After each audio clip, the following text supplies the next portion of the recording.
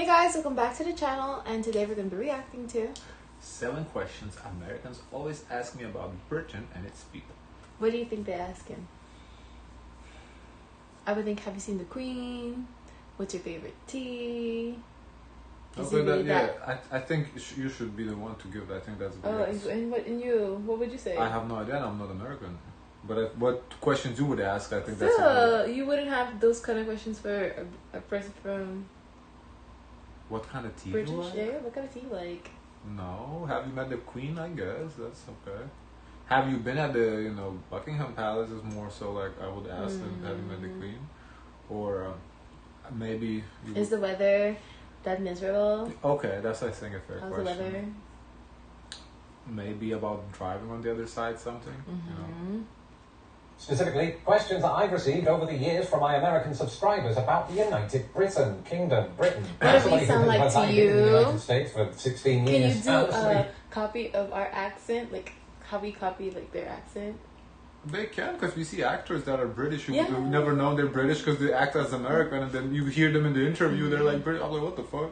Talks about that fact at great length on this very channel. I've received several such questions every single day. I am happy about that. This is just my general disposition. And so today I wanted to do something that the last 9 years of running this channel has led up to. Revealing the 7, that's 5, most common questions that I get from American subscribers about Britain. And if you yourself haven't become a subscriber of what the Quincy Gazette refers to as a content creation phenomenon, do that now. In the I don't know. I've been in the UK a couple times. Oh, okay. I'm standing on you now? Okay. Here are the most common questions that I receive from Americans about Britain. A question I get all the time is, why do British people say maths instead of math? And this is one of those questions that often gets asked in reverse as well. In other words, why do Americans say math instead of maths? And if you go on any kind of internet forum, as we used to say... I guess mathematics is the proper word. It's with S, so they're just maths. Back in the past, you'll generally speaking have Americans defend their position and Brits defend their position, and nobody see the other side's argument. But the common reason that we give as to why we pluralise it is that it is short for mathematics, which itself describes various disciplines of maths. Now, in America, mathematics is obviously seen as a singular entity, just like English and science, even though all 3 of those subjects contain multiple disciplines. In science, you have chemistry, physics, biology. In English, you have English language and English literature and many other facets in between, which then makes me realise that neither country is consistent. After all, nobody in Britain would say I have a degree in Englishes. On the other side of the coin, Americans might refer to sporting activities as sports, to denote the fact that there is in fact more than one sport. In Britain, we don't usually have that final S, even though the argument's pretty... That is interesting, yeah. Accountable noun is pretty strong. So I suppose in that regard, it's just like the rest of the English language. No one can really make up their mind what the rules are. Speaking of language barriers, wouldn't it be nice if we had an app that helped you overcome them? I've learned in British, but I really concerned about it or what below. .app/lost in the pond. The link is in my description below. Why do British people do this when they speak? What is this? At least once a month, I get this question. I know, and they Why talk... Okay, never mind. It's put an R in words that don't have one. And at first I was really confused by this question because I couldn't think of an example of what they meant until somebody gave me an example. In the Beatles song, A Day in the Life, John Lennon says, I saw a film today, oh boy. Now, most British people probably wouldn't find anything particularly unusual about the way it's pronounced. We don't even notice when he's singing it that he's pronouncing an R after the word saw. To Americans, it's apparently very noticeable when British people do this. And that is, of course, because the United States is a largely rhotic-speaking country. That is, most Americans will pronounce the R in words like door. So in American English, it's very important to differentiate between those words that do have R's in them and those that don't. If it were the Beach Boys singing A Day in the Life, it would most likely go like this. I saw a film today, oh boy. They would probably sound less like Kermit the Frog. Notice when I do that, there's no R sound. So why do we do it in Britain? Well, this is known as an intrusive R, and there's an intrusive cat. That is when you have a word that ends in a vowel sound, like saw, that's followed by a word that begins with a vowel sound, like A. And so our brains feel compelled to stick an R in between the 2 words, so that the transition from one to the other feels a bit more fluid. And the best part is we don't even realise we're doing it. That's so interesting. I never noticed this at all. I never... For me, how I would describe that is I feel like they speak with a line under. Like it's emphasized more. Because when he initially was going to say, okay, explain this, I was thinking, because when they talk, it's like something is emphasized more, and I think because they add a letter. So do you have another example than what he said, or no? Like, Like- where they would add. He said the rule pretty much. when So they it would do be like, it. I saw a dog. Yeah. More Interesting. emphasis on song. Drink Now, of course, I beer. get questions on a range of topics. And it's not Oh, just limited I to know about words. this. Why? It's mulled.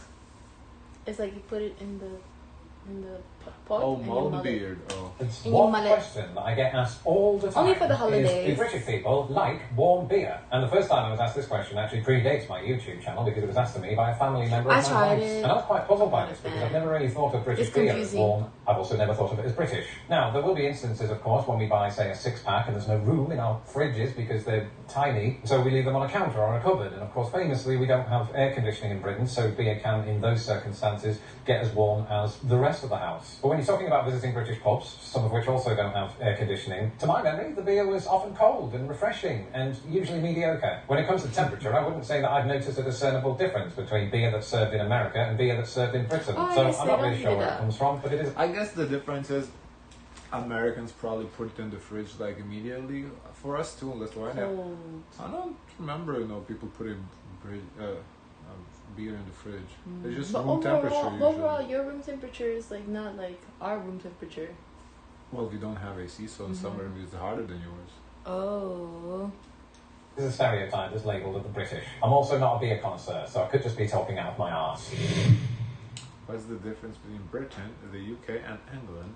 Okay. As somebody who has in the past been accused of using the terms England, Britain and the UK interchangeably, I should probably point out that I do know the difference between the three, while conceding that it probably is quite confusing for people not from there. Basically, Britain is one island with multiple mini-islands all around it. And this consists of three countries that all get along in perfect harmony: Scotland, Wales and England. But the three of them, known collectively as Great Britain, also formed a unity with Northern Ireland. And so that became the United Kingdom of Great Britain and Northern Ireland. So you might be asking, well, what about the rest of Ireland? We don't own them, so they're not part of this. Though technically the island that makes up Britain and the island that makes up Ireland is all part of the British Isles. It's so confusing. So I hope that abbreviated answer answers the question that you needed answers to. What's actually pudding to brew? Oh, okay, that's interesting. Because I Do think, you know what pudding is? well, remember black pudding that they eat? Oh. That's not our pudding. No. Our pudding is like a dessert. So let's see what their pudding is. Interesting. Inevitably, when you have two countries that are in fact separated by a large ocean, I think that's a good. This one is actually a good question. a lot of the memos that get lost in the pond pertain to food. And the question that comes up all the time is, how exactly do Brits define the word pudding? I have to think about this His question American Yeah. accent is funny. Yeah, he tried to do a little American accent. Okay.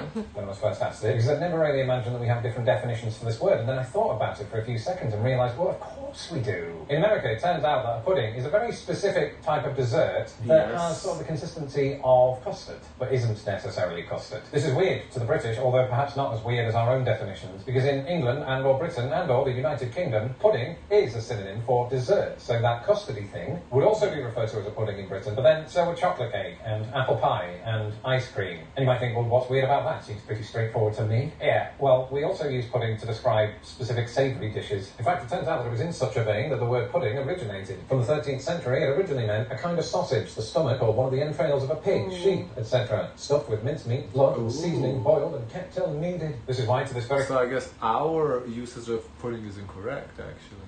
Oh, interesting. Interesting. Big day Brits and Big people difference. from that It is other big, country, Ireland, refer to a type of blood sausage as black pudding. And in the UK, this savoury definition extends beyond the context of blood sausage, because you also have Yorkshire pudding, which is similar to what Americans know as popovers. Popovers. Does the king actually have power?